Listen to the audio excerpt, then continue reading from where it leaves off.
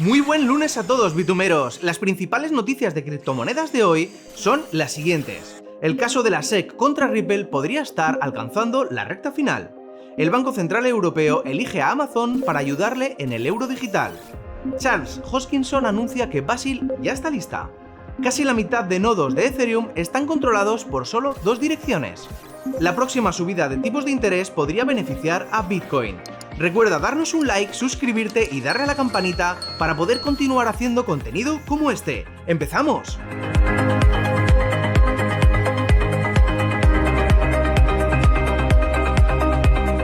El caso de la SEC contra Ripple podría estar alcanzando la recta final, ya que ayer 18 de septiembre el abogado defensor de Ripple, James K. Phelan, publicó un tuit en el que se señalaba que el actual CEO de la compañía, Brad Garlinghouse, y el antiguo CEO, Christian Larsen, han presentado una moción anticipada de juicio sumario.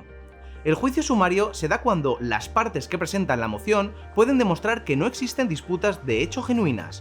Esto significa que podrían demostrar que la SEC no tiene jurisdicción sobre las transacciones extranjeras de XRP, ya que estas tuvieron lugar en Binance, Bitfinex, BitHump y otros exchanges extranjeros. La demanda, que se presentó en diciembre de 2020, podría llegar a su fin, ya que los demandantes aseguran que la SEC no puede probar que la transferencia de XRP implica un contrato de inversión, un elemento que sería crítico para calificar al activo como valor. Ripple asegura que no puede existir un contrato de inversión a menos que el inversor adquiera un derecho contractual para exigir y recibir parte de los beneficios generados por las actividades del promotor. De ejecutarse el juicio sumario, la decisión podría ser crítica para determinar si las criptomonedas son securities y se encuentran o no bajo la jurisdicción de la SEC. El Banco Central Europeo sigue trabajando en el euro digital. Ahora introduce a Amazon y otras 4 empresas para continuar con las pruebas. Su objetivo es probar cómo se integra la tecnología CBDC en cada uno de los prototipos de interfaces que cada una de las empresas seleccionadas ha desarrollado. Amazon se encarga de diseñar un prototipo de interfaz para pagos de un e-commerce, y los otros participantes como CaixaBank, Worldline, EPI y Nexi los desarrollarán para pagos peer-to-peer, tanto online como offline, y distintos tipos de puntos de venta. El Banco Central Europeo ha informado que el criterio de selección se ha basado en la capacidad de dichas empresas a ajustarse a las necesidades del Banco Central para diseñar el euro digital. Charles Hoskinson anuncia que Basil ya está lista. En uno de sus habituales directos reveló que la actualización está en su etapa final. Según el fundador de Cardano, el precio automatizado de implementación de Basil ya está activado y por tanto no hay vuelta atrás.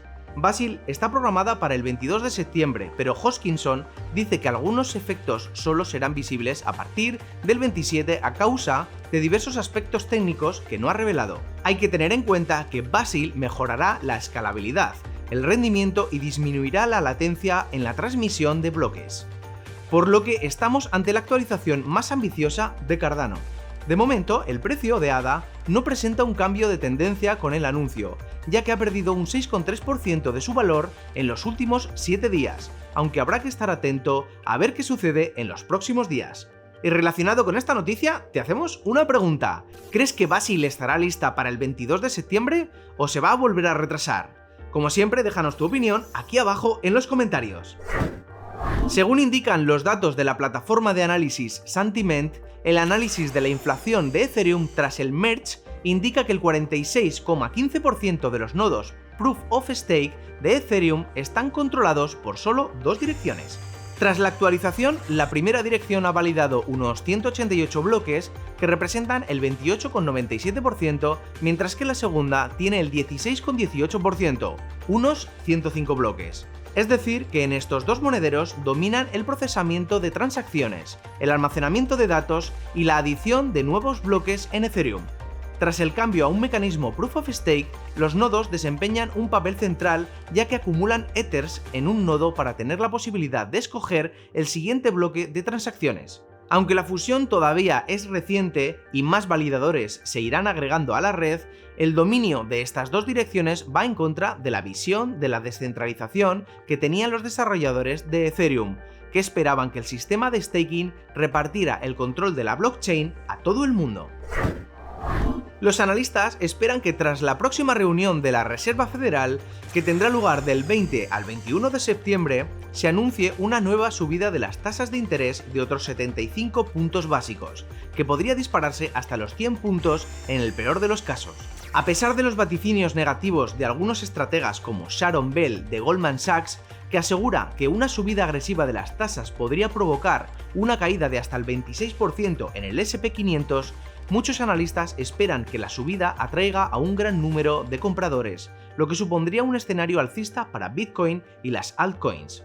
En este sentido, la media exponencial móvil de 20 días ha bajado y el RSI o índice de fuerza relativa se mantiene en la zona negativa, lo que indica un sentimiento negativo con los traders vendiendo cerca de los niveles de resistencia. Sin embargo, si Bitcoin consigue mantenerse por encima de la media móvil de 50 días de $21.650, Bitcoin podría alcanzar los $25.211 e iniciar una tendencia alcista.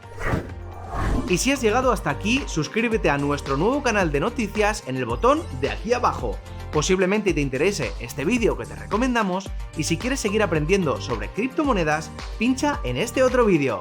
Un abrazo bitumeros, nos vemos mañana con más noticias. ¡Adiós!